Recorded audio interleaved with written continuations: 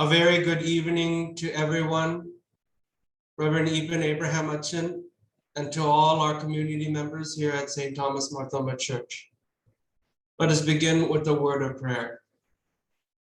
Pidavinum Buddhanam Barishudha Ruhaikim Sadi Adamadamnaikim Tane Amen. Nalademe Sogi Bidavi Urukukudi David and the Sanhidim Veruan David Krubatana Yanga David and the Sidikin Stotan Jayla. But they Chayula Samete നമുക്ക് ഒരുമിച്ച് കൂടുവാനായിട്ട് ഒരു Bible study പഠിക്കുവാനായിട്ട് ഒരു സമയം തന്നതായി ഞങ്ങൾ ദൈവത്തിന് സ്തുതിക്കുന്നു. പങ്കെടുക്കുന്നവരെല്ലാവരും കൂടിയിരിക്കണമേ എന്ന് ഞങ്ങൾ ഓർത്ത് പ്രാർത്ഥിക്കുന്നു. പ്രത്യേകിച്ച് വചനം സംസാരിക്കുന്നത് ഈപ്പൻ ഏബ്രഹാം അച്ഛനു വേണ്ടി പ്രത്യേകിച്ച് ഓർത്ത് പ്രാർത്ഥിക്കുന്നു. ശക്തമായിട്ടും ഹൃദയത്തോടെ സംസാരിക്കുമ്പോൾ കർത്താവെ ഞങ്ങളുടെ മനസ്സും ഞങ്ങളുടെ ഹൃദയം തുറന്നു തരണമേ എന്ന് ഞങ്ങൾ പ്രാർത്ഥിക്കും. വീണ്ടും കർത്താവെ ഞങ്ങൾ പൂഴ്ത്തുന്നു. എല്ലാ യേശുനാമത്തിൽ തന്നെ ആമേൻ. കഴിഞ്ഞ സൺഡേ അനൗൺസ് ചെയ്തതുപോലെ ഈ ആഴ്ച ഞങ്ങള് ഈ വെൻസ്ഡേ ഈ ബുധനാഴ്ച സമയത്ത് from 7:30 onwards we'll be conducting the Bible study. Our dear Eben Abraham Hutchin was conducting 3 Bible studies before here at St. Thomas.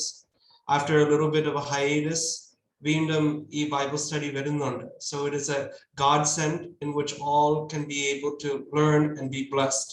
Our dear Hutchin is a wonderful orator. Hutchin nalla clear and vyaktamayittu Englishnum Malayalathilanengi samsarikkunnathu vajanam. It is for all of our benefits. So let us take this time to praise God and to learn about the heroes of Hebrews chapter 11. With that said, I turn it over to our dear Eben Abraham Hutchin to lead us in the Bible studies for the coming weeks. നമുക്ക് പ്രാർത്ഥിക്കാം. ഞങ്ങളുടെ ദൈവമേ, സ്വർഗീയ പിതാവേ, വീണ്ടും തിരുമുഖത്തേക്ക് നോക്കി ഞങ്ങൾ പ്രാർത്ഥിക്കുന്നു. ബലഹീനനായ അടിയനെ ശക്തീകരിക്കണമേ. നിന്റെ വചനത്തിന്റെ ആഴങ്ങൾ വ്യാഖ്യാനം ചെയ്യുവാൻ ആവശ്യമായ ദൈവകൃപ, പരിശുദ്ധാത്മാവിന്റെ നിറവ് തന്ന് അനുഗ്രഹിക്കണം. ശ്രദ്ധിക്കുന്ന എല്ലാവരെയും ദൈവകരങ്ങളിൽ ഏൽപ്പിക്കും. ഞങ്ങളുടെ ഒരുമിച്ചുള്ള ഈ പഠനങ്ങൾ ദൈവനാമത്തിന്റെ മഹത്വത്തിന് ഞങ്ങളെല്ലാവരുടെയും ആത്മീയ അഭിവൃദ്ധിക്ക് കാരണമാക്കി തീർക്കും. ആദ്യാവസാനം ഈ സിസ്റ്റത്തെ ദൈവം നിയന്ത്രിക്കണം. യാതൊരു ബുദ്ധിമുട്ടും പ്രയാസവുമില്ലാതെ ഇത് കംപ്ലീറ്റ് ചെയ്യുവാൻ തക്കവണ്ണം ഞങ്ങൾക്കിടയാക്കും. യേശുവിൻ നാമത്തിൽ അപേക്ഷിക്കുന്നു. ദയവുണ്ടായി കേൾക്കുമാറാകണമേ. ആമേൻ. എത്രയും സ്നേഹമുള്ള ജെയ്സൺ അച്ഛൻ, കർത്താവിൽ ഏറ്റവും വാത്സല്യമുള്ളവരെ, നമുക്ക് വേദ പഠനത്തിനായി വീണ്ടും ഇപ്രകാരം ഒരുമിച്ച് കൂടുവാൻ ദൈവം തരുന്ന അവസരത്തിനായിട്ട് ദൈവത്തിന് നന്ദി കരേറ്റും. ഇന്നു മുതൽ ആരംഭിക്കുന്ന ഈ വേദ പഠനത്തിന്റെ തലക്കെട്ട് നിങ്ങളെല്ലാവരും ഇതിനകം മനസ്സിലാക്കിയിട്ടുണ്ടല്ലോ. എബ്രായ ലേഖനം 11-ാം അധ്യായത്തിൽ പരാമർശിച്ചിരിക്കുന്ന വിശ്വാസ വീരന്മാരുടെ ജീവിതങ്ങളാണ് നമ്മൾ പഠിക്കുവാനായിട്ട് ആഗ്രഹിക്കുന്നത്. ഇതിൽ 11 ആളുകളാണ് അവിടെ പരാമർശിക്കപ്പെട്ടിരിക്കുന്നത്. അതിൽ അബ്രഹാമിനെ കുറിച്ച് നമ്മൾ വിശദമായി പഠനം നടത്തിയത് കൊണ്ട് അതൊഴികെയുള്ള 10 ആളുകളുടെ ജീവിതമാണ് ഈ നാളുകളിൽ നമ്മൾ വരുന്ന ബുധനാഴ്ചകളിൽ പഠിക്കാനായിട്ട് ആഗ്രഹിക്കും. Today we'll begin a new study on the characters of Hebrews chapter 11. ഈ അധ്യായത്തിന് പല വിശേഷണങ്ങൾ വേദപണ്ഡിതന്മാർ നൽകിയിട്ടുണ്ട്. അതിൽ ചിലത് ഞാൻ നിങ്ങളുടെ അറിവിനായി പറയുകയാണ്. ഒരു അഭിപ്രായം, it is a chapter of heroes. അതുല്യരുടെ അധ്യായമാണ് എബ്രായ ലേഖനം 11-ാം അധ്യായം.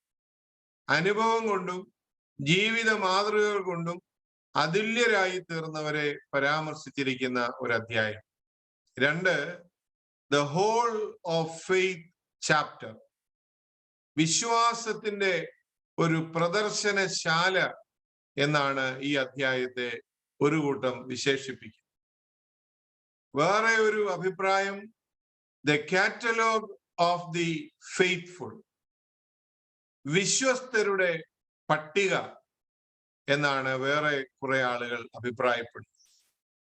ഇനിയും ഉള്ള ഒരു അഭിപ്രായം Westminster Abbey of scripture, തിരുവചനത്തിലെ വെസ്റ്റ് മിനിസ്റ്റർ ആബിയാണ് എബ്രായ ലേഖനം 11-ാം അധ്യായം എന്ന് പറയും. എന്താണ് അങ്ങനെ പറയാൻ കാരണം? വെസ്റ്റ് മിനിസ്റ്റർ ആബി എന്ന് പറയുന്നത് UK-യിലെ, അതായത് ബ്രിട്ടനിലെ notable religious building and a burial site for English and British monarchs. രാജാക്കന്മാരെയും പ്രഗത്ഭമതികളായ ആളുകളെയും അടക്കം ചെയ്തിരിക്കുന്ന സ്ഥലമാണ് വെസ്റ്റ് മിനിസ്റ്റർ ആബി. നമ്മുടെ ഡേവിഡ് ലിവിങ്സ്റ്റൺ ഉൾപ്പെടെയുള്ള ആളുകളെ അവിടെയാണ് അടക്കിയിട്ടുള്ളത്. ഇനിയൊരു അഭിപ്രായമുള്ളത് ദ ഗ്രേറ്റ് ഫെയ്ത്ത് ചാപ്റ്റർ, വിശ്വാസത്തിന്റെ ബൃഹത്തായ അധ്യായം. I have divided the chapter into two main divisions. രണ്ട് പ്രധാന ഭാഗങ്ങളായി ഈ അധ്യായത്തെ തിരിച്ച് പഠനം നടത്തുവാനാണ് ആഗ്രഹിക്കുന്നത്. ഒന്നാമത്തേത് 1 മുതൽ 3 വരെയുള്ള വാക്യങ്ങൾ, versus 1 to 3.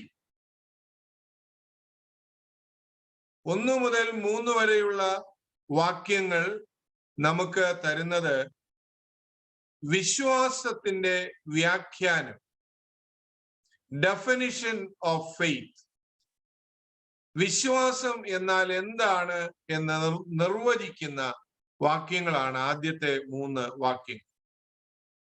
When we look at the word substance, we notice sub means below.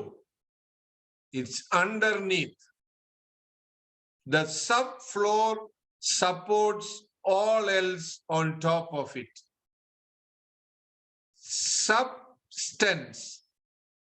Substance എന്ന വാക്ക് പിരിച്ചെഴുതുമ്പോൾ നമുക്ക് ആദ്യം സബ് എന്ന വാക്കിന്റെ അർത്ഥം അണ്ടർനീത്ത് അല്ലെങ്കിൽ ബിലോ, താഴെയുള്ളത്, അടിയിലുള്ളത്, കീഴെയുള്ളത് എന്നാണ് അതിന്റെ അർത്ഥം. അപ്പോൾ താഴെയുള്ളതാണ് മുകളിലേക്കുള്ളതിനെ താങ്ങി നിർത്തുന്ന സംഗതി. അതുകൊണ്ടാണ് പറയുന്നത് faith is the substance of our belief in God. ദൈവത്തിലുള്ള നമ്മുടെ ആശ്രയത്തിന്റെയും വിശ്വാസത്തിന്റെയും അടിയിലുള്ളത്, അടിസ്ഥാനം എന്ന് പറയുന്നത് നമ്മുടെ വിശ്വാസം ആണ്. Faith is what supports our trusting in God. ദൈവത്തിലുള്ള നമ്മുടെ ആശ്രയത്തെ താങ്ങി നിർത്തുന്ന ചുമട് താങ്ങിയാണ് വിശ്വാസം എന്ന് നമുക്ക് കാണാൻ സാധിക്കും. The word faith is used 24 times in this chapter. ഈ 11-ാം അധ്യായത്തിൽ 24 പ്രാവശ്യം വിശ്വാസം എന്ന വാക്ക് ഉപയോഗിച്ചിട്ടുണ്ട്. It carries the meaning of believing and trusting in God. ദൈവത്തിലുള്ള ആശ്രയത്തെയും ദൈവത്തിലുള്ള അടിസ്ഥാനത്തെയും ഓർമ്മിപ്പിക്കുന്ന ഒരു അനുഭവമായിട്ടാണ് വിശ്വാസത്തെ ഇവിടെ രേഖപ്പെടുത്തിയിരിക്കുന്നത്. Faith is a human response to God's faithfulness and his promises. ദൈവത്തിന്റെ വാഗ്ദാനങ്ങളിലും ദൈവത്തിന്റെ വിശ്വസ്തതയിലും അതിനോടുള്ള മനുഷ്യന്റെ പ്രതികരണമാണ് വിശ്വാസം എന്ന് പറയുന്നത്. These verses 1 മുതൽ 3 വരെയുള്ള വാക്യങ്ങൾ explain to us what faith really is. എന്താണ് വിശ്വാസം യാഥാർത്ഥ്യത്തിൽ എന്ന് നമ്മെ ഓർപ്പിക്കുന്നതാണ് ഈ 3 വാക്യം. The substance of things hoped for, the evidence of things not seen. വിശ്വാസം എന്നതോ ആശിക്കുന്നതിന്റെ ഉറപ്പും കാണാത്ത കാര്യങ്ങളുടെ നിശ്ചയവും ആകുന്നു. അപ്പോൾ ഇതാണ് ഒന്നാം ഭാഗം. വിശ്വാസം എന്തെന്ന് വ്യാഖ്യാനിച്ചു തരുന്ന 3 വാക്യം. ഇനിയും 4 മുതൽ 40 വരെയുള്ള വാക്യം, versus 4 to 40. They are the demonstration of faith. ആദ്യത്തെ എന്താണ്? ആദ്യത്തേത് ഡെഫിനിഷൻ ഓഫ് ഫെയ്ത്ത്, വിശ്വാസത്തിന്റെ വ്യാഖ്യാനം. 4 മുതൽ 40 വരെയുള്ള വാക്യങ്ങൾ ഡെമോൺസ്ട്രേഷൻ ഓഫ് ഫെയ്ത്ത്, വിശ്വാസത്തിന്റെ പ്രകടനം, വിശ്വാസത്തിന്റെ പ്രകടിപ്പിക്കൽ, വിശ്വാസത്തിന്റെ പ്രദർശനം, വിശ്വാസത്തിന്റെ വെളിവാക്കൽ. ഇതൊക്കെയാണ് ഈ 36 വാക്യങ്ങളിലായി കിടക്കുന്നത്. God shows faith in action through different individuals, men and women.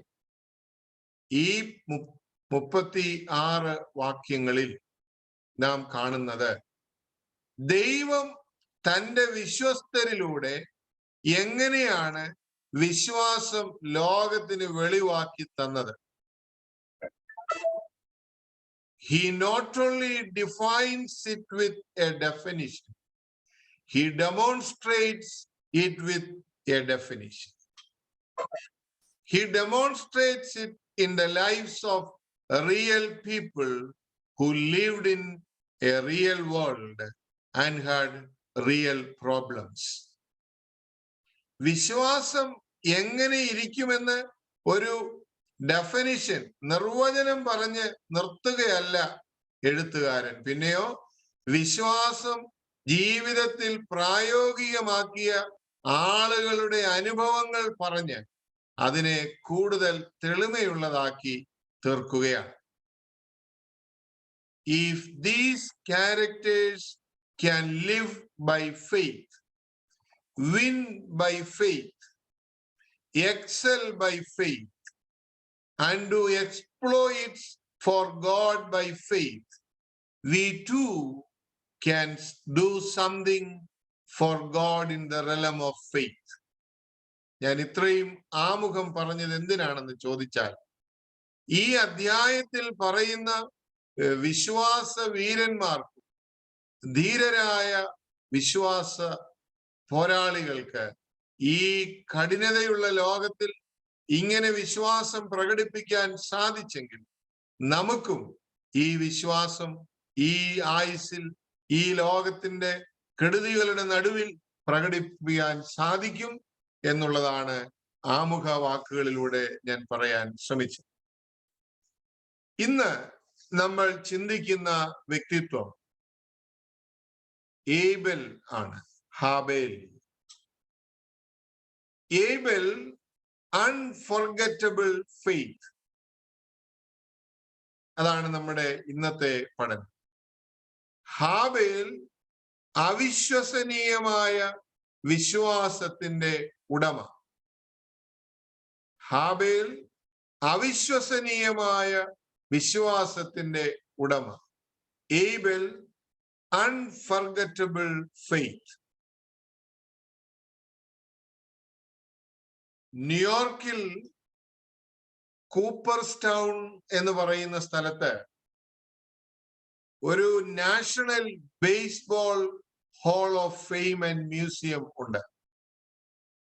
അത് ബേസ്ബോൾ കളിക്കുന്ന ആളുകളുടെ ഏറ്റവും പ്രിയപ്പെട്ട സ്ഥലമാണ്. The Hall of Fame includes 35,000 bats, balls, uniforms, and gloves. 130,000 baseball cards, 5 lakhs photographs. At the Hall of Fame, you can view such treasures as Jackie Robinson's 1956 Brooklyn Dodgers jersey. The most valuable baseball card in the world, worth $7.25 million. ഇത് baseball കളിക്കാരുടെ മഹത്വം ലോകത്തിന് കാണിച്ചു കൊടുക്കുന്ന ഒരു പ്രസിദ്ധമായ മന്ദിരമാണ്. But in Hebrews chapter 11, we have faith's hall of fame.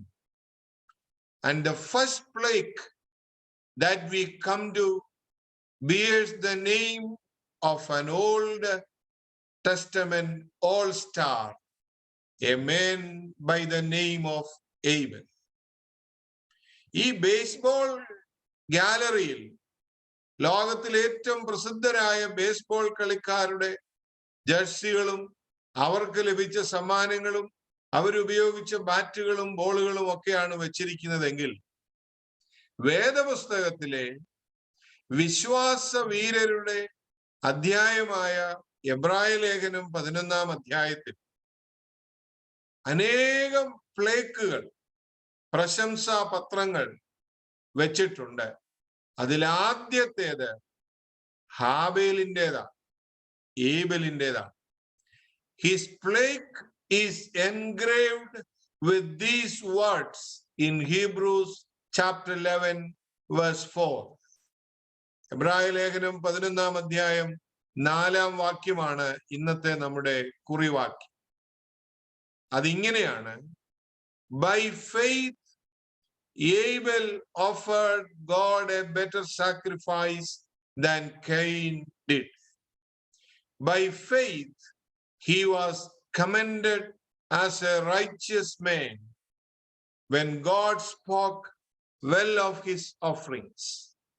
And by faith he still speaks even though he is dead. വിശ്വാസത്താൽ ഹാബേൽ ദൈവത്തിന് കയീന്റേതിലും ഉത്തമമായ യാഗം കഴിച്ചു. അതിനാൽ അവന് നീതിമാൻ എന്ന നാമം ലഭിച്ചു. ദൈവം അവന്റെ വഴിപാടിന് സാക്ഷ്യം കൽപ്പിച്ചു. മരിച്ച ശേഷവും അവൻ വിശ്വാസത്താൽ സംസാരിച്ചു കൊണ്ടിരിക്കുന്നു. ഇതാണ് വിശ്വാസ വീരന്മാരുടെ പട്ടികയിൽ വിശ്വാസ വീരന്മാരെ കുറിച്ച് പരാമർശിക്കുന്ന മന്ദിരത്തിൽ ഹാബേലിനെ കുറിച്ച് സാക്ഷ്യപ്പെടുത്തിയിരിക്കുന്ന വാചകം. The writer of Hebrews is referring here to an event that transpired in the early history of human beings.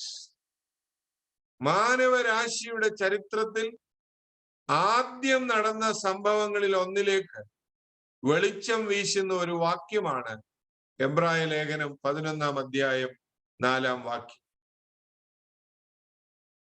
Let us refresh our memories this evening by reading the original story. ഉൽപ്പത്തി പുസ്തകം 4-ാം അധ്യായത്തിലാണ് കയീന്റെയും ഹാബേലിന്റെയും യാഗത്തെ കുറിച്ച് രേഖപ്പെടുത്തിയിരിക്കുന്നത്. നമുക്ക് പരിചയമുള്ള വേദഭാഗമായതുകൊണ്ട് മുൻപോട്ടുള്ള പഠനത്തിൽ ചില വാക്യങ്ങൾ പരാമർശിക്കുന്നത് കൊണ്ടും അത് മുഴുവനും ഇപ്പോൾ വായിക്കുന്നില്ല. എന്നാൽ നിങ്ങളുടെ മനസ്സിൽ ആ വേദഭാഗത്തെ ഒന്ന് ഒരുക്കി നിർത്തുക. Abel is the first illustration of faith. വിശ്വാസത്തിന്റെ ഒന്നാമത്തെ ഉദാഹരണമാണ് ഹാബേൽ. He was a man of unforgettable faith. അവിശ്വസനീയമായ വിശ്വാസത്തിന്റെ ഉടമയായിരുന്നു ഹാബേൽ. Genesis chapter 4 tells the story of the sacrifice of Abel. Point number 1. The sacrifice of Abel. ഹാബേലിന്റെ യാഗം. 4-ാം അധ്യായം 3-5 വാക്യങ്ങളിൽ നമ്മൾ 3 മുതൽ 5 വരെയുള്ള വാക്യങ്ങളിൽ നാം കാണുന്നത്, in the course of time Cain brought to the Lord an offering of the fruit of the ground, and Abel brought of the firstlings of his flock and of their fat portions. And the Lord had regard for Abel and his offering, but for Cain and his offering he had no regard. കുറെ കാലം കഴിഞ്ഞിട്ട് കയീൻ നിലത്തിലെ അനുഭവത്തിൽ നിന്ന് യഹോവയ്ക്ക് ഒരു വഴിപാട് കൊണ്ടുവന്നു. ഹാബേലും ആട്ടിൻകൂട്ടത്തിലെ കടിഞ്ഞൂലുകളിൽ നിന്ന്, അവയുടെ മേധസ്സുകളിൽ നിന്ന് തന്നെ ഒരു വഴിപാട് കൊണ്ടുവന്നു. യഹോവ ഹാബേലിലും അവന്റെ വഴിപാടിലും പ്രസാദിച്ചു. കയീനിലും അവന്റെ വഴിപാടിലും പ്രസാദിച്ചില്ല. കയീൻ ഏറ്റവും കോപമുണ്ടായി, അവന്റെ മുഖം വാടി. Both Cain and Abel brought sacrifices to God, but their sacrifices were as different as daylight and dark. രണ്ടുപേരും യാഗം കൊണ്ടുവന്നു. ഒരു വ്യത്യാസം, ഒരാളുടെ യാഗം പകല് പോലെ പ്രകാശമുള്ളത്, മറ്റേ ആളിൻ്റെത് രാത്രി പോലെ ഇരുട്ടുള്ളത്. Cain attempted to come man's way. Abel came God's way. കയീൻ മനുഷ്യന്റെ സ്വഭാവം അനുസരിച്ചാണ് യാഗവുമായി വന്നത്. ഹാബേലോ ദൈവിക സ്വഭാവത്തിലാണ്, ദൈവിക വഴിയിലാണ് യാഗം കൊണ്ടുവന്നത്. Abel met the terms of God. ഹാബേൽ ദൈവത്തിന്റെ വ്യവസ്ഥ അനുസരിച്ചുള്ള യാഗമാണ് അർപ്പിച്ചത്. When we read this story, the question that immediately comes to our mind is, why did God accept Abel's offering and not Cain's? ഇത് വായിക്കുമ്പോൾ നമ്മുടെ മനസ്സിൽ ആദ്യം ഓടിയെത്തുന്ന ചോദ്യം എന്താണ്? എന്തുകൊണ്ടാണ് ദൈവം ഹാബേലിന്റെ യാഗത്തിൽ പ്രസാദിക്കുകയും കയീന്റെ യാഗത്തിൽ പ്രസാദിക്കാതിരിക്കുകയും ചെയ്തത്? There are 3 possibilities. ഈ ചോദ്യത്തിന്റെ ഉത്തരമായി 3 സാധ്യതകളെ ഞാനിവിടെ വരച്ചു കാട്ടുകയാണ്. ഒന്ന്, the type of offering, വഴിപാടിന്റെ മാതൃക. Type, the type of offering, വഴിപാടിന്റെ മാതൃക. Abel may not have been a strong man, but he was a simple man, and God admired his simplicity. Notice Hebrews 11:4. By faith Abel offered unto God a more excellent sacrifice than Cain. 4-ാമത്തെ വാക്യത്തിൽ നമ്മൾ വായിച്ചു കണ്ട എന്താണ്? വിശ്വാസത്താൽ ഹാബേൽ ദൈവത്തിന് കയീന്റേതിലും ഉത്തമമായ യാഗം കഴിച്ചു. അതിന്റെ അടുത്ത ഭാഗം, the Lord had respect unto Abel and to his offering. അതിനാൽ അവന് നീതിമാൻ എന്ന സാക്ഷ്യം ലഭിച്ചു. Why did God give respect to Abel's offering and not Cain's offering? എന്തുകൊണ്ടാണ് ദൈവം ഹാബേലിന്റെ യാഗത്തെ ബഹുമാനിക്കുകയും കയീന്റെ യാഗത്തെ ബഹുമാനിക്കാതിരിക്കുകയും ചെയ്തത്? Why did God consider Abel's sacrifice more excellent than Cain's? എന്തുകൊണ്ടാണ് ദൈവം ഹാബേലിന്റെ യാഗത്തെ ഉത്തമമായതായി കണക്കാക്കുകയും കയീന്റേതിനെ ഉത്തമമല്ലാതെ കാണുകയും ചെയ്തത്? It is because Abel gave his sacrifice according to the guidelines God had set forth. He set his focus on simply doing what God asked him to do. ഒറ്റ കാരണമേ ഉള്ളൂ. ഹാബേലിന്റെ യാഗം ആര് നിശ്ചയിച്ച മാതൃക അനുസരിച്ചായിരുന്നു? ദൈവം നിശ്ചയിച്ച മാതൃക. എന്താ ദൈവം നിശ്ചയിച്ച മാതൃക?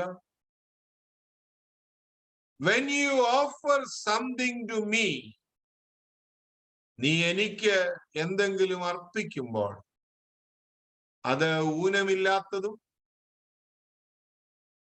കേടുപാടുകളില്ലാത്തതും ഉത്തമമായതും ആയിരിക്കണം. ഹാബേൽ അത് അതുപോലെ അനുസരിച്ചു. Abel met the terms of God. ദൈവത്തിന്റെ വ്യവസ്ഥ പാലിച്ചുകൊണ്ടാണ് ഹാബേൽ യാഗം കഴിച്ചത്. Many can say, I did it my way. But Abel can say, I did it God's way. അനേകർക്കും പറയാൻ സാധിക്കും, ഞാൻ എൻ്റെ വഴിയിലാണ് ഇത് ചെയ്തത്. എന്നാൽ ഹാബേലിന് ധൈര്യമായി പറയാം, ഞാൻ ദൈവത്തിന്റെ വഴിയിലാണ് ഇത് ചെയ്തത്. I did it according to God's standard. ദൈവത്തിന്റെ നിലവാരമനുസരിച്ചാണ് ഞാൻ ഇത് ചെയ്തത്. God says, if you want to be blessed, then do it my way and obey. The simplicity of Abel was recognized. Some Bible teachers say that the problem was not with the type of offering, rather it had to do with the quality of offering. അതുകൊണ്ട് എന്തുകൊണ്ട് യാഗത്തിൽ പ്രസാദിച്ചില്ല? ഒന്നാമത്തെ സാധ്യത, type of offering. ഇന്ന് നമുക്ക് ഈ പറയപ്പെടുന്ന യാഗങ്ങൾ അതേ രീതിയിൽ ഇല്ല. എന്നാൽ ഇന്ന് ദൈവം നമ്മോട് ആവശ്യപ്പെടുന്ന ഒരു യാഗമുണ്ട്. അതെന്താണ്? സ്തോത്രം എന്ന യാഗം, ആരാധന.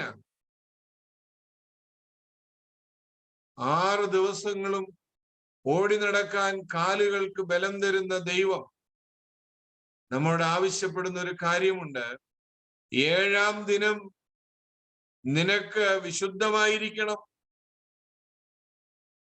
അത് എന്നെ ആരാധിപ്പാനുള്ള ദിവസമാണ്. ഞാൻ പല തവണ ഓർപ്പിച്ചിട്ടുണ്ടല്ലോ, Sunday is not a holy day, it is a holy day. ഞായറാഴ്ച അവധി ദിവസമല്ല, ഞായറാഴ്ച വിശുദ്ധ ദിവസമാണ്. അത് ആരാധനാ ദിവസമാണ്. ഞാനും നിങ്ങളും ദൈവസന്നിധിയിൽ ആരാധിക്കുമ്പോൾ നമ്മൾ ഉപയോഗിക്കുന്ന സ്റ്റാൻഡേർഡ് നമ്മുടെ തന്നെ സ്റ്റാൻഡേർഡ് ആണോ, ദൈവത്തിന്റെ സ്റ്റാൻഡേർഡ് ആണോ എന്ന് നാം തിരയേണ്ടത് വളരെ ആവശ്യമാണ്. രണ്ടാമത്, the quality of offering. വഴിപാടിന്റെ ഗുണമേന്മ. വഴിപാടിന്റെ ഗുണമേന്മ. The quality of offering. Abel brought his first and best to God. Cain did not. ഹാബേൽ എന്തു കൊണ്ടുവന്നു? അവന്റെ ആടുമാടുകളിൽ ഏറ്റവും ബെസ്റ്റ് ആയിട്ടുള്ളതിനെ കൊണ്ടുവന്നു. കയീൻ അങ്ങനെയല്ല എന്നാണ് അവിടെ കാണുന്നത്. In the course of time, Cain brought some of the fruits of the soil as an offering to the Lord. Some of the fruits. But Abel brought fat portions from some of the firstborn of his flock. ഹാബേൽ കൊണ്ടുവന്നതോ എന്തെങ്കിലുമല്ല, പിന്നെ എന്താണ്? ഏറ്റവും നല്ലതിനെയാണ് അവൻ കൊണ്ടുവന്നത് എന്നാണ് പറയുന്നത്. Cain brought some of the fruits, not the first or the best.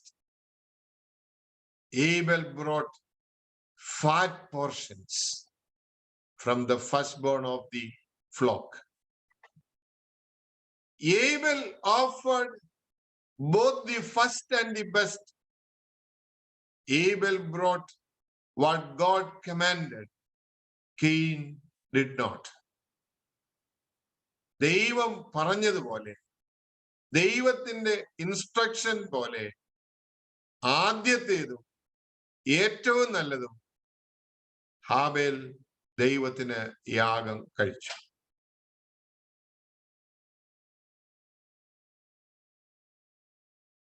ഈ യാഗം കഴിക്കുന്നത് ഒരിക്കലും അലസതയോടെയോ നമ്മൾക്ക് തോന്നിയതുപോലെയോ ആകാൻ പാടില്ല.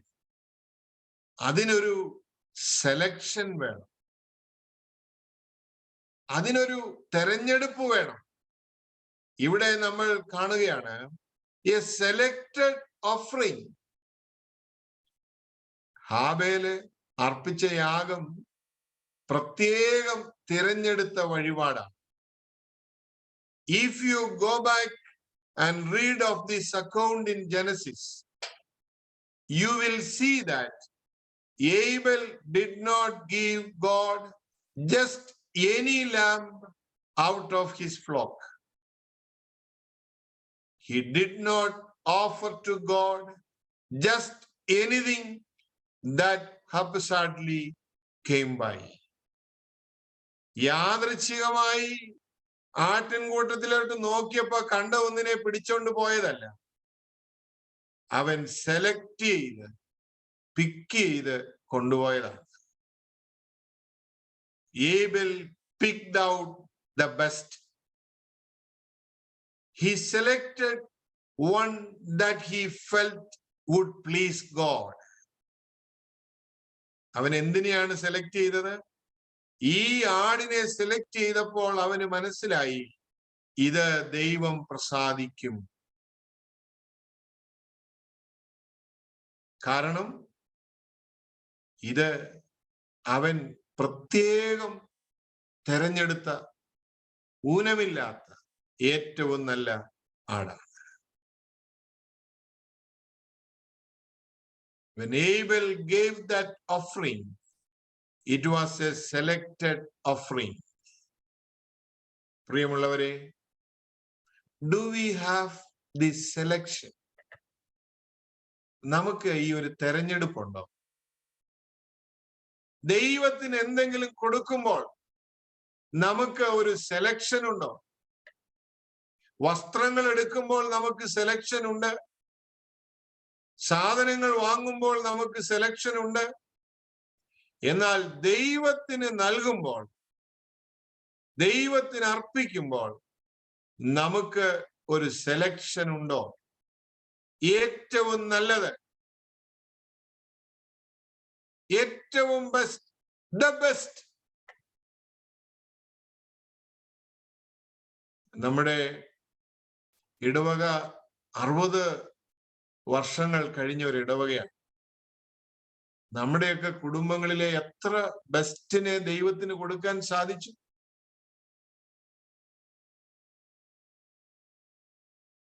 എനിക്ക് ഏറെ പ്രിയപ്പെട്ട ഒരു സഹോദരി ഈ സെഷനിൽ സംബന്ധിക്കുന്നുണ്ട്. ഞാൻ ശുശ്രൂഷ ചെയ്ത ഡൽഹി കരോൾബാഗ് ഇടവകയിലെ ഒരു കുടുംബമാണ്. അവർക്ക് ദൈവം നൽകിയ ഏക മകൻ ഷെയ്ൻ. ഞാനാണ് അവനെ പ്രാർത്ഥിച്ച് അയച്ചത്. He was a doctor. ലുധിയാനയിലെ പഠനമൊക്കെ കഴിഞ്ഞപ്പോൾ ഒരു മിഷണറി സംഘടനയ്ക്ക് വേണ്ടി വർക്ക് ചെയ്യാൻ ആഫ്രിക്കയിലേക്ക് പോയി. ആ കുഞ്ഞ് പകല് മുഴുവനുമുള്ള അധ്വാനം കഴിഞ്ഞ് രാത്രി വിശ്രമിക്കുമ്പോൾ എങ്ങനെയോ ഉണ്ടായ ഒരു തീപിടുത്തത്തിൽ അവൻ കരിഞ്ഞ് ചാമ്പലായിപ്പോയി. ഏക മകനാണ്.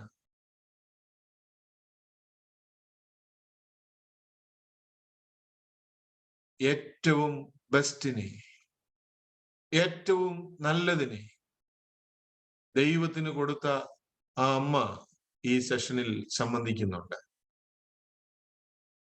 പ്രിയമുള്ളവരെ,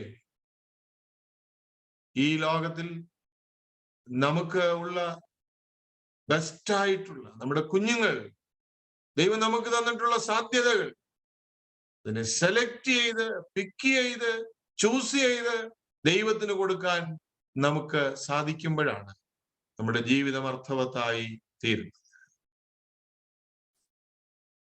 ക്വാളിറ്റി ഈസ് ഇൻ സെലക്ഷൻ. രണ്ടാമത് കൊടുത്തത് സ്പോട്ട്ലെസ് ഓഫറിംഗ് ആണ്. കളങ്കമില്ലാത്ത വഴിപാടാണ് കൊടുത്തത്. ആ യാഗത്തിലാണ് ദൈവം പ്രസാദിച്ചത്.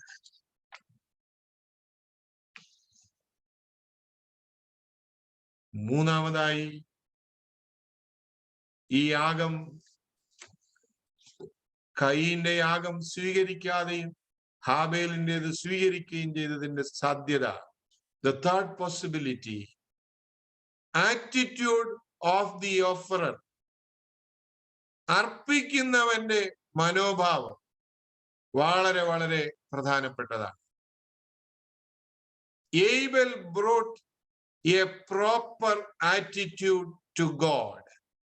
Cain did not.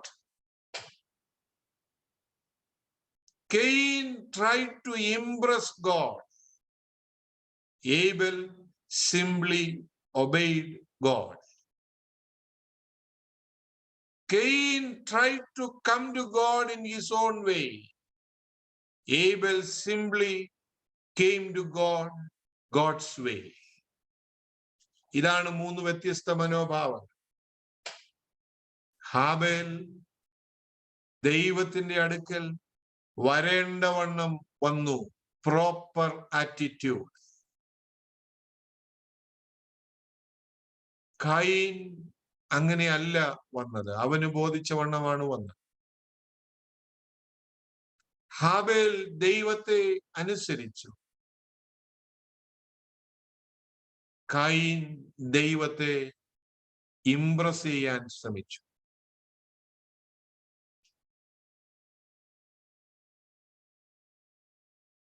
കയീൻ അവൻ്റെതായ വഴിയിൽ വന്നു. ഹാബേൽ ദൈവത്തിന്റെ വഴിയിൽ വന്നു. 4-ാം വാക്യം, ജനസിസ് ചാപ്റ്റർ 4 verse 4, അവസാന ഭാഗം. The Lord looked with favor on Abel and his offering, but on Cain and his offering he did not look with favor.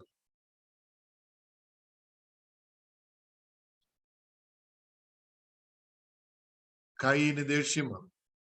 He was depressed. 6-ാം വാക്യത്തിൽ നമ്മൾ കാണുന്നുണ്ട്, ദൈവം കയീനോട് ചോദിച്ചു, Cain, why are you angry? Why is your face downcast? നിന്റെ മുഖം വാടിയിരിക്കുന്നത് എന്ത്? If you do what is right, will you not be accepted? നല്ലത് ചെയ്താൽ നിനക്കും നല്ലത് ലഭിക്കയില്ലയോ? നിന്റെ യാഗത്തിലും പ്രസാദിക്കയില്ലയോ എന്നാണ് കയീനോട് ദൈവം ചോദിക്കുന്നത്. Cain was full of pride, and when his offering was rejected by God, he responded in anger. ഉള്ള നിറയെ നിഗളമുള്ളവനായിരുന്നു കയീൻ. ദൈവം അവന്റെ യാഗത്തിൽ പ്രസാദിക്കാതെ വന്നപ്പോൾ അവന്റെ ഹൃദയം കോപം കൊണ്ട് നിറഞ്ഞു.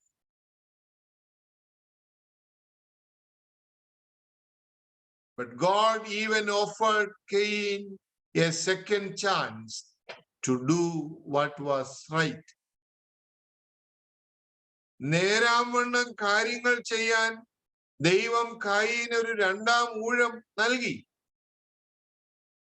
But instead of humbling himself and doing the right thing, Cain let his anger turn to depression, and his depression turned to jealousy.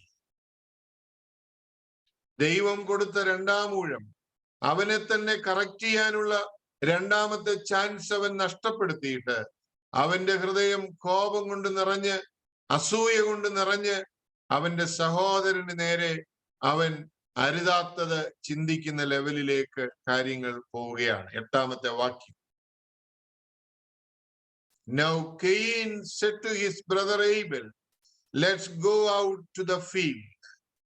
And while they were in the field, Cain attacked his brother and killed him. Attitude of the worshipper, attitude of the offerer is very important. See, pride, നിഗളം, anger, കോപം, depression, വിഷാദം, jealousy, അസൂയ, murder, കൊലപാതകം. നിഗളം കോപത്തിലേക്കും, കോപം വിഷാദത്തിലേക്കും, വിഷാദം അസൂയയിലേക്കും, അസൂയ കൊലപാതകത്തിലേക്കും കയീനെ നയിക്കുകയാണ്. But it doesn't stop there. അവിടെ കൊണ്ട് അവസാനിച്ചില്ല. Cain has the audacity to lie right to the face of God.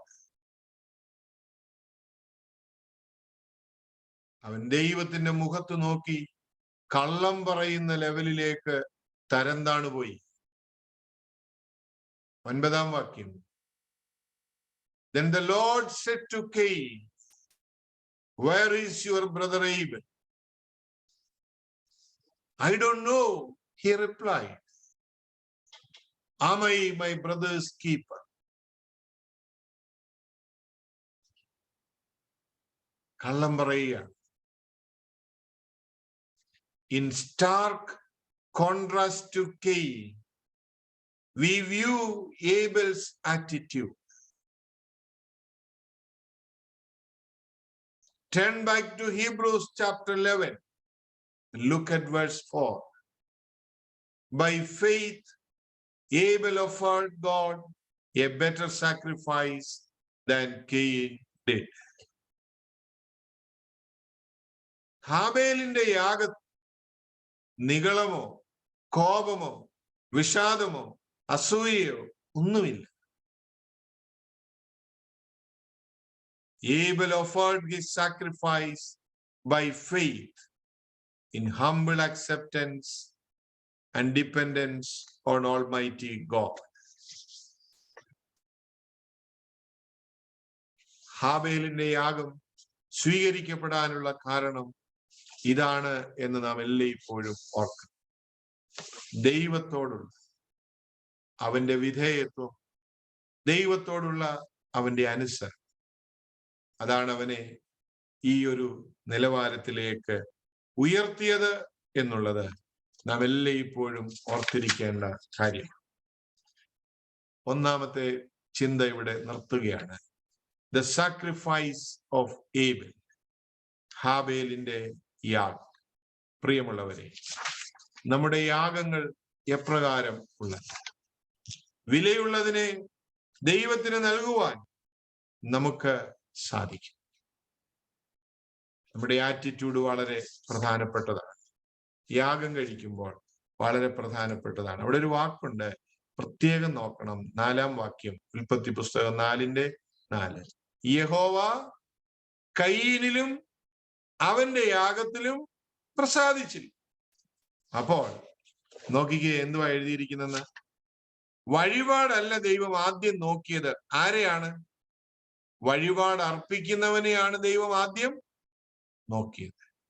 അതുകൊണ്ട് ഞാനും നിങ്ങളും സ്തോത്രകാഴ്ച സഞ്ചിയിൽ ഇടുന്ന നോട്ടിന്റെ വലിപ്പമല്ല ദൈവം ആദ്യം നോക്കുന്നത്. അതും നോക്കുമായിരിക്കും, പക്ഷെ ആദ്യം നോക്കുന്നത് എന്താണ്? ഇത് ഇടുന്ന ആളിനെ ദൈവം ഒന്ന് നോക്കും. യഹോവ കയീനിലും അവന്റെ യാഗത്തിലും പ്രസാദിച്ചു. The person is important. യാഗമർപ്പിക്കുന്നയാൾ വളരെ പ്രാധാന്യമുള്ളതാണ്. അപ്പുറത്തെന്താ പറയുന്നത്? യഹോവ ഹാബേലിലും അവന്റെ യാഗത്തിലും പ്രസാദിച്ചു. അതുകൊണ്ട് യാഗം കൊണ്ട് ദൈവത്തെ പ്രസാദിപ്പിക്കാം. യാഗവും ജീവിതവുമായി ബന്ധമില്ല എന്ന് ആരും ചിന്തിക്കരുത്. ആരാധനയും അർപ്പണവും ഇഴവിരിഞ്ഞു കിടക്കുന്നതാണ്. അതിനെ സെപ്പറേറ്റ് ചെയ്യാനായിട്ട് സാധിക്കത്തില്ല. അതുകൊണ്ട് be careful about going to the church. അതുകൊണ്ട് വേദപുസ്തകം പറയുന്നുണ്ട്, ജ്ഞാനികളിൽ ജ്ഞാനിയായ ശലോമോൻ പറയുന്നുണ്ട്, ദേവാലയത്തിലേക്ക് പോകുന്നവരോട് പറയുന്നത് എന്താണെന്ന് അറിയാമോ? നിങ്ങളുടെ കാല് സൂക്ഷിക്കണം, നിങ്ങളുടെ നടപ്പ് സൂക്ഷിക്കണം. നടപ്പ് ശരിയായെങ്കിലേ സാധിക്കൂ.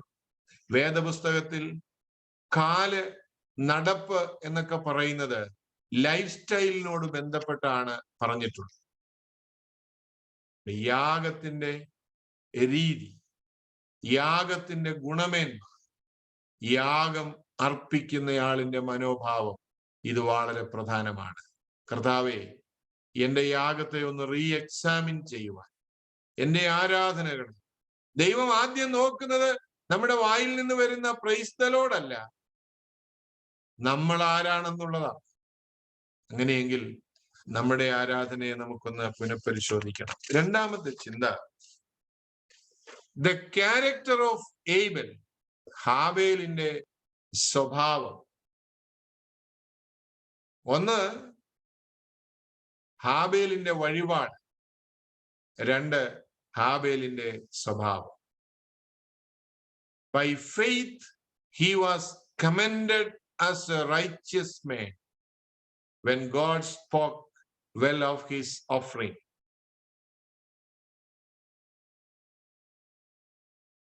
Abel is being commended for his character. ഹാബേൽ അവന്റെ സ്വഭാവത്തിന്റെ പേരിൽ പ്രശംസിക്കപ്പെടുകയാണ് ഇവിടെ. ദൈവം വളരെ കൃത്യമായിട്ട് അവനോട് പറഞ്ഞു, നീ നീതിമാനാണ്, നിന്റെ വഴിപാട് നീതിയുള്ളതാണ്. കോണ്ടാക്ട് സർട്ടിഫിക്കറ്റ് കൊടുത്തത് ആരാ? ദൈവമാണ്, അച്ഛനല്ല, വീട്ടിലുള്ളവരല്ല, കൂട്ടുകാരല്ല, കൊടുത്തത് ദൈവമാണ്. He offered his sacrifice in order to express his deep devotion to God and his fellowship with God. ദൈവത്തോടുള്ള അവന്റെ ആഴമായ സമർപ്പണത്തെ വെളിവാക്കുന്ന യാഗമാണ് അവൻ കഴിച്ചത്.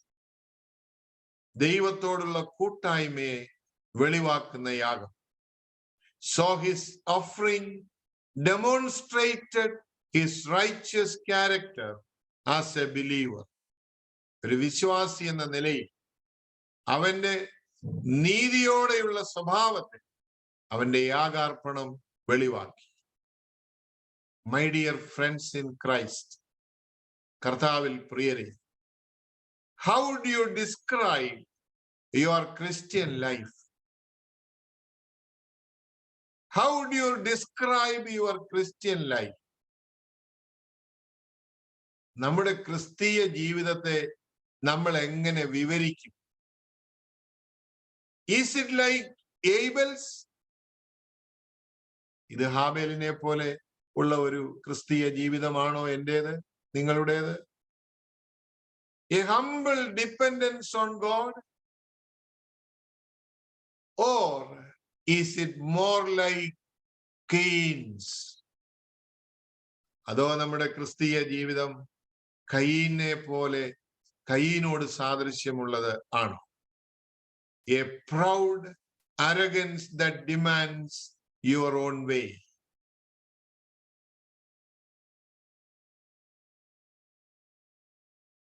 I believe that God extends to us same opportunity he extended to Cain.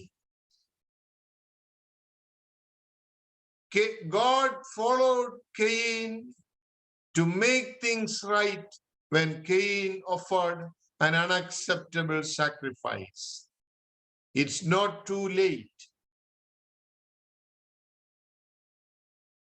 കയീനോട് ദൈവം പറഞ്ഞു, നിന്റെ യാഗം ശരിയായിട്ടില്ല, നിനക്കത് ശരിയാക്കാൻ ഒരു അവസരം തരികയാണ്. പക്ഷെ കയീൻ അത് കേട്ടോ? കേട്ടില്ല. അവനത് അനുസരിച്ചില്ല.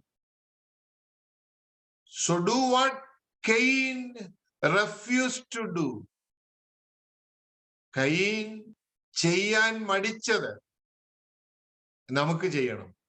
ഈ രാത്രി കർത്താവ് നമ്മുടെ ചില ആത്മീയ വശങ്ങളെ നമുക്ക് വെളിപ്പെടുത്തി തരികയാണ്. ചില പോരായ്മകളെ നമുക്ക് കാണിച്ചു തരികയാണ്. അപ്പോൾ നമ്മൾ എന്ത് ചെയ്യണം? ദൈവം തരുന്ന രണ്ടാം ഊഴം ഉപയോഗിക്കണം. കയീനെ പോലെ മറുതലിച്ച് അത് ചെയ്യാതെ വിട്ടുകളയരുത്. Let us do what Cain refused to do. കയീൻ ചെയ്യാൻ വിമുഖത കാണിച്ചത് നമുക്ക് ചെയ്ത് നമ്മുടെ യാഗങ്ങൾ ദൈവത്തിന് പ്രസാദമുള്ളതാക്കി മാറ്റിയെടുക്കണം. എന്താ ചെയ്യേണ്ടത്? ഒന്നാമതായി, ഹംബിൾ യുവർ സെൽഫ്.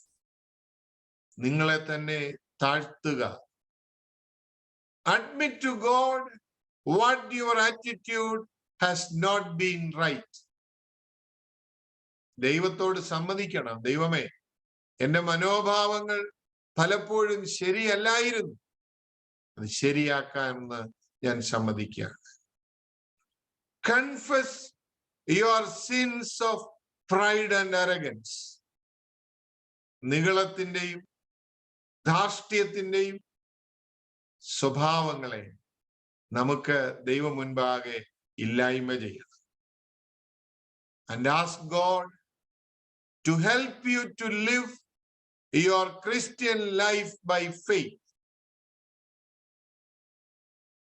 എന്നിട്ട് കർത്താവിനോട് പറയണം, കർത്താവേ, നീ ആഗ്രഹിക്കുന്ന പോലെയുള്ള ഒരു ജീവിതം നയിപ്പാൻ എന്നെ സഹായിക്കണം.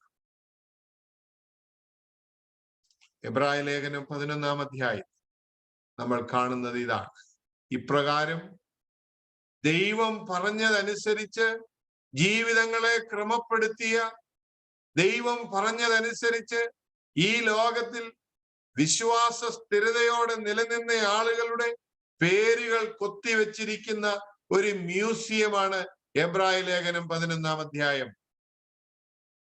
ഈ ഗണത്തിലേക്ക് ബലഹീനദാസരായ നമ്മുടെ പേരുകൾ കൂടെ ചേർക്കപ്പെടുവാൻ നമുക്ക് ആത്മാർത്ഥമായി പരിശ്രമിക്കണം. ഈ എബ്രായ ലേഖനത്തിലുള്ള പേരുകളുടെ കൂടെ ചേർക്കപ്പെട്ടതാണ് നമ്മുടെ പൂർവ്വ മാതാപിതാക്കളുടെ പേരുകൾ. അനേക വിശ്വാസ സ്ഥിരതയുള്ളവരുടെ പേരുകൾ അതിനോടൊപ്പം ചേർക്കപ്പെട്ടിട്ടുണ്ട്. നമ്മുടെ പേരുകളും അതിനോടൊപ്പം ചേർക്കപ്പെടുവാൻ നമ്മൾ ആഗ്രഹിക്കേണ്ടത് വളരെ വളരെ ആവശ്യമാണ്. ദ ക്യാരക്ടർ ഓഫ് ഏബൽ, ഹാബേലിന്റെ സ്വഭാവം, നിഗളമില്ലായ്മ, ധാർഷ്ട്യമില്ലായ്മ, വിനയം, അതാണ് അവനെ ദൈവം മുൻപാകെ നീതിയുള്ളവൻ എന്ന സാക്ഷ്യത്തിന് യോഗ്യനാക്കിയത്. അവസാനമായി the legacy of Abel, the legacy of Abel, ഹാബേലിന്റെ പാരമ്പര്യം, ഹാബേലിന്റെ പൈതൃകം. Consider these words at the end of verse 4. And by faith he still speaks even though he is dead. And by faith he still speaks even though he is dead. Abel has been dead for thousands of years. അവിടെ എന്താ നമ്മൾ കണ്ടത്?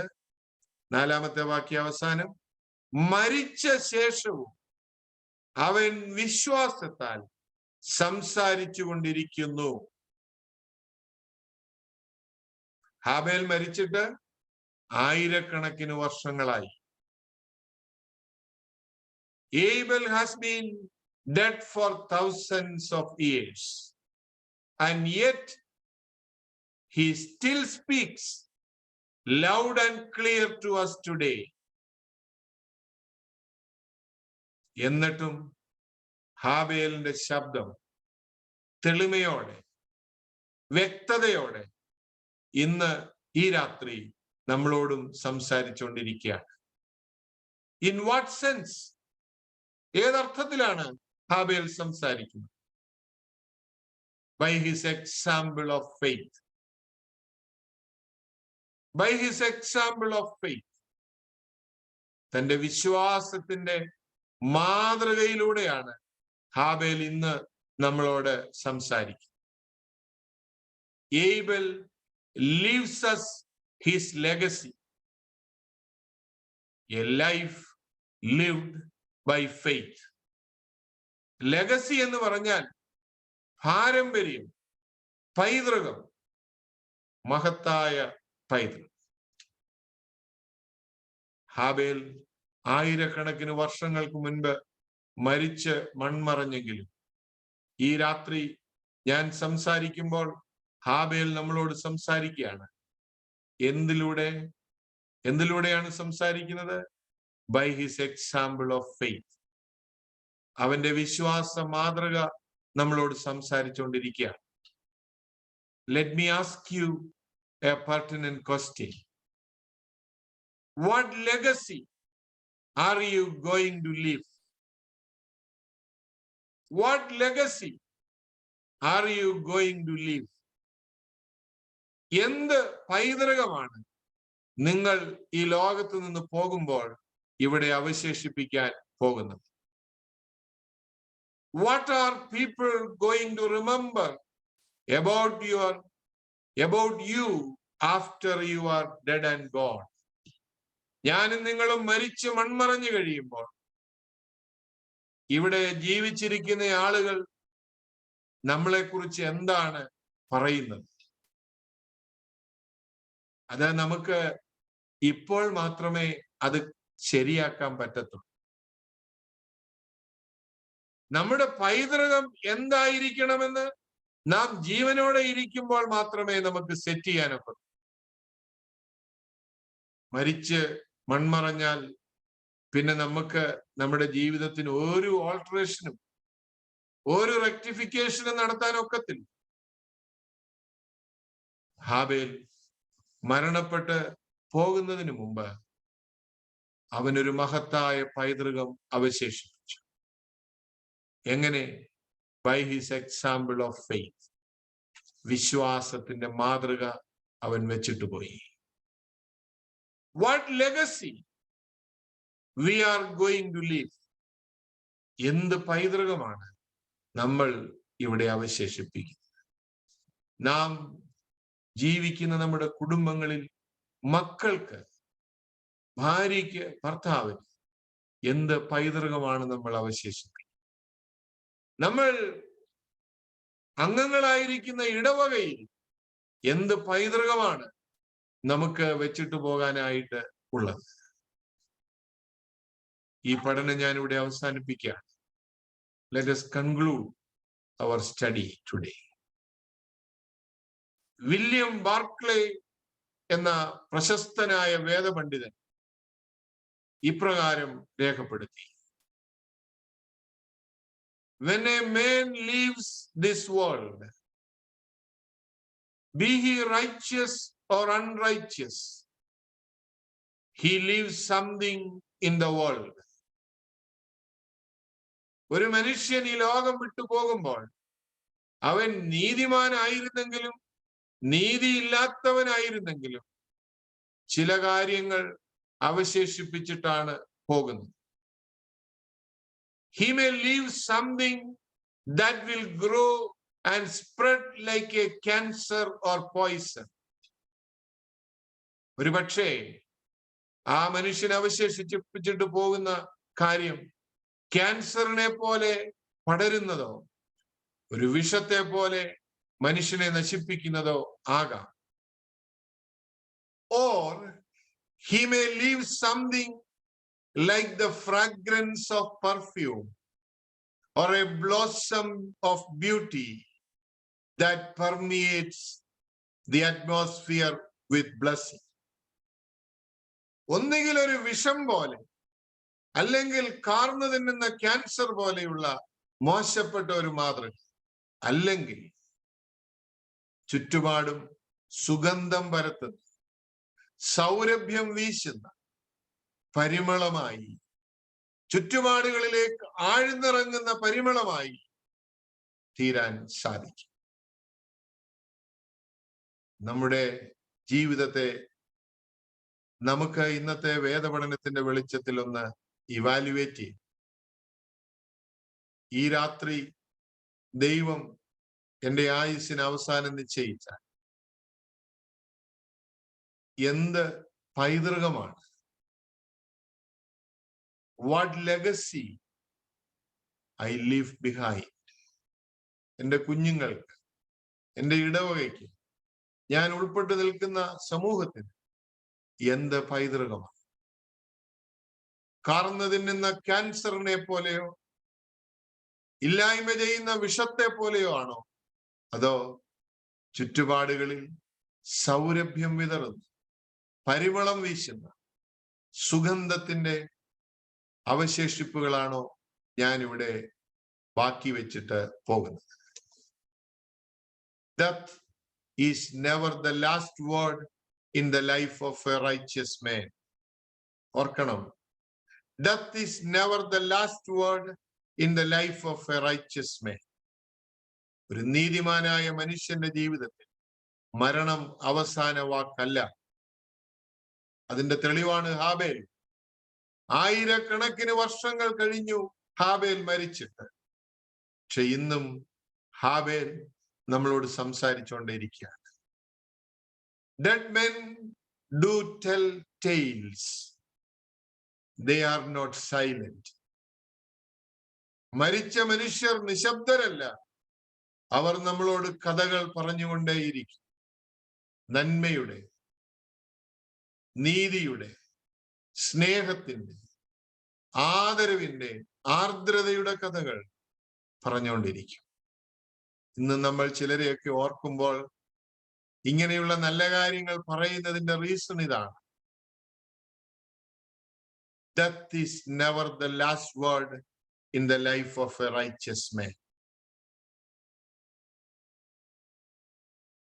നീതിമാനായ ഒരു മനുഷ്യന്റെ മരണം ഒരിക്കലും അവന്റെ അന്ത്യമല്ല. അവൻ സംസാരിച്ചുകൊണ്ടേയിരിക്കും, അവൻ നമ്മെ ഓർപ്പിച്ചുകൊണ്ടേയിരിക്കും. Dead men do tell tales. they are not silent. So when it comes time for you and me to die, what legacy will you leave behind? Hopefully, like Abel, you will be remembered as a believer who lived his life by faith. ഈ ആയുസ് പൂർത്തീകരിച്ച് കടന്നു പോകുമ്പോൾ ഹാബേലിനെ പോലെ വരും തലമുറയോട് വിശ്വാസത്തിന്റെ നല്ല പൈതൃകങ്ങളെ സംസാരിച്ചു കൊണ്ടിരിക്കുന്ന, വരും തലമുറയ്ക്ക് അനുഗമിപ്പാൻ പറ്റിയ ചില വിശ്വാസ മാതൃകകളെ അവശേഷിപ്പിച്ച് കടന്നു പോകുവാൻ നമുക്ക് സാധിച്ചാൽ നമ്മുടെ പേരും വിശ്വാസ വീരന്മാരുടെയും വിശ്വാസ ധീരരായ വനിതകളുടെയും കൂട്ടത്തിൽ ദൈവത്തിന്റെ പുസ്തകത്തിൽ എഴുതപ്പെടും എന്നുള്ളതിന് യാതൊരു സംശയമില്ല. അപ്രകാരം നീതിയുള്ള, വിശ്വാസത്തിൽ തെളിമയുള്ള ഒരു ജീവിതം നയിപ്പാൻ ദൈവത്തിന്റെ പരിശുദ്ധാത്മാവ് ഈ പഠനത്തിലൂടെ നമ്മെ എല്ലാവരെയും സഹായിക്കട്ടെ എന്ന് ആത്മാർത്ഥമായി പ്രാർത്ഥിച്ച് ഞാൻ ഈ പഠനം ഇവിടെ അവസാനിപ്പിക്കും. നമുക്ക് പ്രാർത്ഥിക്കാം. ഞങ്ങളുടെ വാഴ്ത്തപ്പെട്ട കർത്താവേ,